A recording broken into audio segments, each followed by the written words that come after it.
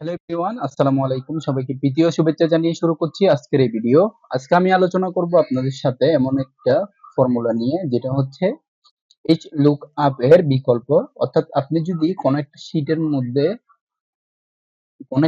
মধ্যে employee ID, তারপরে employee name, designation, তারপরে সেলস এবং পরবর্তী সেলস সহ একটা কলাম থাকে, সেই হিসাবে একটা সিকোয়েন্স দিয়ে, মানে এই সিকোয়েন্সটা দিয়ে এগুলা কিভাবে বের করবেন সেই জিনিসটা আমি দেখানোর ট্রাই আপ করব। তো ফার্স্ট অফ অল আমি এখান থেকে কথা না বাড়িয়ে এখান থেকে পুরাটা আমি সিলেক্ট করে নিচ্ছি। সিলেক্ট করে এখান থেকে কন্ট্রোল সি দিয়ে কপি করছি। তো এখানে এই জায়গার মধ্যে আমি জাস্ট পেস্ট করে দিব।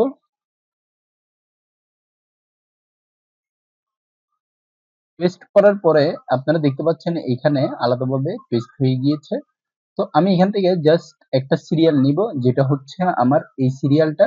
তো আমি এখান থেকে জাস্ট কপি দিব, যেটা হচ্ছে আমি এখান থেকে সিরিয়াল দিয়ে কপি দিব, দেন পেস্ট করব।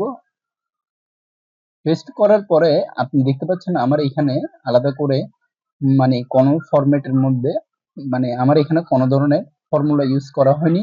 তো আমি এখান থেকে যে ফর্মুলাটা ইউজ করব সেটা হচ্ছে ডিগেট ফর্মুলা, অর্থাৎ হচ্ছে ডেস্টিনেশন গেটিং ফরম্যাট। এটা হচ্ছে আমার টোটাল রো এর একটা মানে যে ডেটাগুলো থাকবে একটা শীটের মধ্যে। তো শীটটার যে একটা ডেটা যদি আমি এখানে কনভেনচুয়ালি ভাবে যদি এখানে পেস্ট করি, তাহলে এখানে সম্পূর্ণভাবে এটা বসে যাবে। তো আমি এখানে লিখবো is equal to d get, then first bracket লিখবো এখান থেকে। ফার্স্ট ব্র্যাকেট লেখার পরে আমি দিব হচ্ছে ডাটাবেস। ডাটাবেসটা এখান থেকে এইটা নিব। ডাটাবেসটা নেওয়ার পরে আমি এখান থেকে দিব F4, পরে আমি কমা দিব।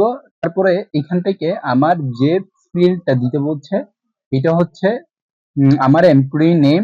তারপরে আবার কমা দিব। এখান থেকে আপনি দেখতে পাচ্ছেন আমার এখানে ফিল্ডের পরে যে ক্রাইটেরিয়াটা এখানে খুঁজছে সেই ক্রাইটেরিয়াটা হচ্ছে এমপ্লয়ি নেম এই থেকে নিয়ে তারপরে সিকোয়েন্সটা, যেটা হচ্ছে আমি মানে কোন ধরনের ডাটা থেকে আবার কোন ধরনের ডাটা থেকে আমি মানে কত নাম্বার রোর সার্চ দিলে সেই জিনিসের টোটাল ভ্যালু, মানে একটা রোর পুরো পজিশনটা চলে আসবে, সেই জিনিসটা এখানে বলা হয়েছে। তারপরে আমি এখানে এটা দেওয়ার পরে আবার কিবোর্ডের F4 দিয়ে এখানে লক আপ করে আমি ব্র্যাকেট ক্লোজ করে দিচ্ছি, দেন আমি এন্টার দিচ্ছি। তো দেখতে পাচ্ছেন আমার এখানে রহিমের পুরা একটা শীট চলে এসেছে, যেটা হচ্ছে আমার ফার্স্ট অফ অল এখানে দেওয়া আছে। তো আমি সেই জায়গাতে এখানে পুরাটা টান দিচ্ছি। টান দেওয়ার পরে আপনি দেখতে পাচ্ছেন আমার এখানে অটোমেটেড ভাবে পুরো কলামের সেটটা চলে এসেছে।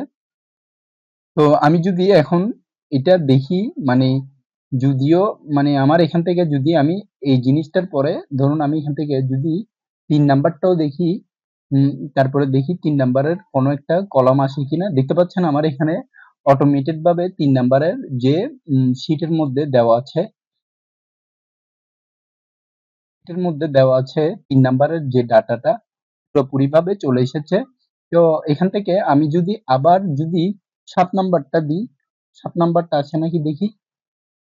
দেখতে পাচ্ছেন 7 নাম্বারে এই জায়গা পুরাটা চলে এসেছে। তো আশা করি আপনারা বুঝতে পেরেছেন যে আমি কন্ডিশনালি ডিগেট ফরম্যাট কিভাবে ইউজ করে একটা শীটের পুরো ডেটাটা আমি বের করে ফেলেছি।